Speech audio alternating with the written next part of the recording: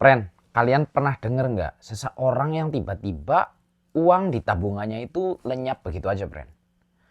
Entah karena ulah hacker atau sesuatu yang kita nggak tahu gitu. Mungkin kalian sering denger ya, bahkan akhir-akhir ini pun banyak berita beredar tentang hal tersebut, friend. Nah, di konten kali ini gua bakal ngebahas sesuatu yang lebih mengerikan daripada itu, friend. So, kalian kayaknya wajib nonton, friend. Soalnya ya banyakan dari kita naruh uang ya di bank gitu kan. Langsung aja kita bahas di sesi One Room kali ini, friend. Let's go.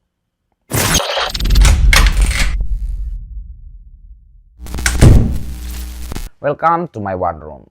Kali ini pembahasan kita sedikit lebih berat, friend ya. Karena kita akan ngebahas tentang bank, friend. Tentang perbankan, friend. Kenapa gue pengen angkat tentang perbankan? Karena kebanyakan dari kita mungkin terlalu percaya sama yang namanya bank. Padahal yang namanya bank bisa aja bangkrut, friend. Mungkin kalian nggak percaya ya, tapi udah banyak banget kejadian di dunia ini kasus bank run atau bank yang bangkrut, friend. Selain dari kepraktisannya kita dalam menyimpan uang di bank, friend, lebih praktis kita mana-mana tinggal bawa ATM ya, nggak usah bawa uang segepok gitu, tinggal bayar pakai ATM gitu, ringkes gitu, enak gitu. Tapi ternyata ada resiko yang sangat besar, friend. So buat kalian jangan taruh semua aset kalian, semua jeripayah kalian di bank, friend. Itu sangat berbahaya, friend. Beberapa bank ini ternyata bangkrut, friend. Kenapa dan apa yang membuat mereka bangkrut, friend? Pertama, gue pengen ngejelasin sistemnya di bank itu seperti apa, friend. Ini buat kalian yang belum tahu, friend ya. Bahwa ketika uang kita disimpan di bank, friend, 90% dari uang kita itu dipinjemin ke orang lain, friend. Dan sebenarnya uang kita yang tersimpan di situ hanyalah 10%, friend. Jadi yang ada di buku rekening kita itu ya cuman angka-angka aja, friend. Sebenarnya uangnya nggak ada, friend. Uangnya dipinjemin ke orang lain. Jadi misalkan si A naruh uang 10 juta di bank, yang 9 juta dipinjemin ke B. Dan si B ini untuk belanja toko bangunan misalkan. Nah, toko bangunan itu dapat uang yang 9 juta tersebut ditaruh di bank, yang 8 juta 100-nya dipinjemin lagi ke orang lain. Gitu aja terus, sehingga uang di bank itu kayak unlimited, friend ya. Yang membuat nilai uang itu semakin hancur, friend. Nah, sistem ini sistem yang disebut fractional bank reserve, friend. Ini kalian nggak perlu apalin ya, intinya kalian cukup tahu sistemnya seperti ini gitu ya. Makanya kalau misalkan kita ambil uang di bank dengan nominal yang banyak, itu biasanya kita nggak bisa langsung dikasih. Kita dikasih waktu besok atau lusa gitu, friend. Karena penyebabnya ya seperti itu, friend.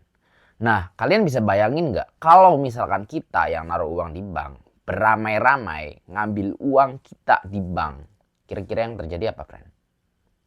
Ya uangnya nggak ada dan banknya ya tutup. Itu resikonya, friend. Nah, berikut ini gue ceritain beberapa bank di dunia yang mengalami kebangkrutan yang sangat parah, friend. Bahkan beberapa bank itu jauh lebih besar daripada bank yang ada di Indonesia. Oke, kita langsung aja, friend ya, masuk ke sesi 1, yaitu bank run. Apa itu bank run? Bank run adalah situasi di mana nasabah secara bersamaan menarik dana mereka dari bank. Karena takut bank tersebut akan bangkrut, friend. Hal ini bisa terjadi karena adanya rumor, adanya info kerugian besar dari bank tersebut, atau hilangnya kepercayaan publik ya. Mungkin karena kepemimpinannya dipimpin oleh seseorang yang nggak dipercaya, bisa juga, friend ya. Atau adanya krisis, friend. Bank pada dasarnya tidak pernah menyimpan semua uang nasabah dalam bentuk tunai, friend. Sebagian besar uang digunakan untuk investasi, friend, atau pinjaman, friend. Jadi jika semua nasabah menarik uangnya sekaligus, bank tidak akan mampu memenuhi permintaan tersebut, friend. Dan kira-kira apa yang terjadi?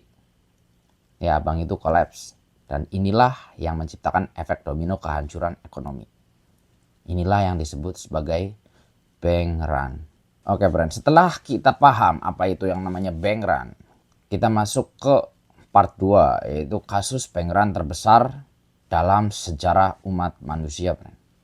Great Depression 1929 sampai 1933, friend. Kasus bank run terbesar dalam sejarah terjadi selama Great Depression di Amerika Serikat ketika pasar saham jatuh pada tahun 1929.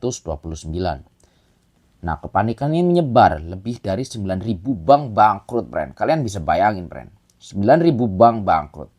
Bener-bener keekonomian itu kolaps, friend. Mudah-mudahan nggak akan pernah terjadi lagi, friend ya. Membuat jutaan orang kehilangan tabungan mereka, friend. Kalian bisa bayangin ya, teman-teman, amit-amitnya gitu. Kalian bisa bayangin ya, pada waktu itu orang-orang yang udah bekerja dan menyimpan uangnya di bank dan lenyap begitu aja, friend.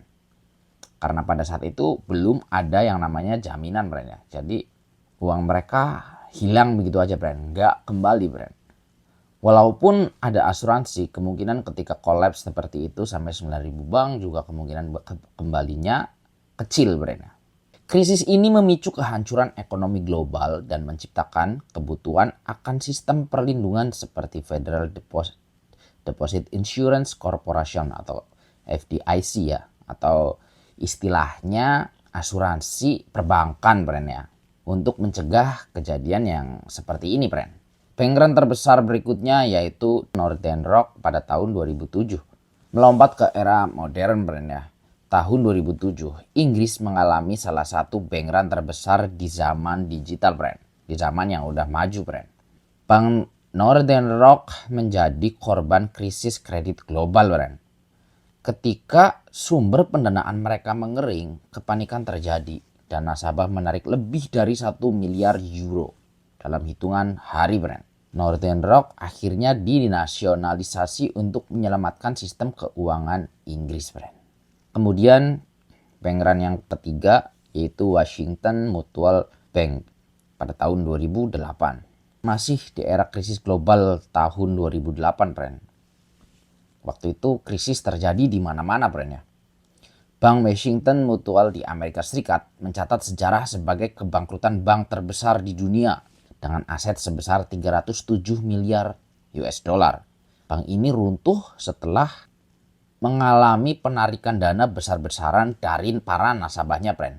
Menarik lebih dari 16 miliar dolar hanya dalam waktu 10 hari, friend. Hanya dalam waktu 10 hari tiba-tiba bank yang begitu besar tutup begitu aja, friend. Ini sangat mengerikan, friend ya. Masih pada tahun 2008, kebangkrutan bank terbesar keempat yaitu Bank Lehman Brothers. Ketika membahas krisis keuangan terbesar dalam sejarah, kita tidak bisa melewatkan kasus Lehman Brothers, friend. Pada tahun 2008, bank investasi raksasa dengan aset sebesar 639 miliar, friend. Ini miliar dolar, friend ya, bukan miliar rupiah, friend. Miliar dolar, friend.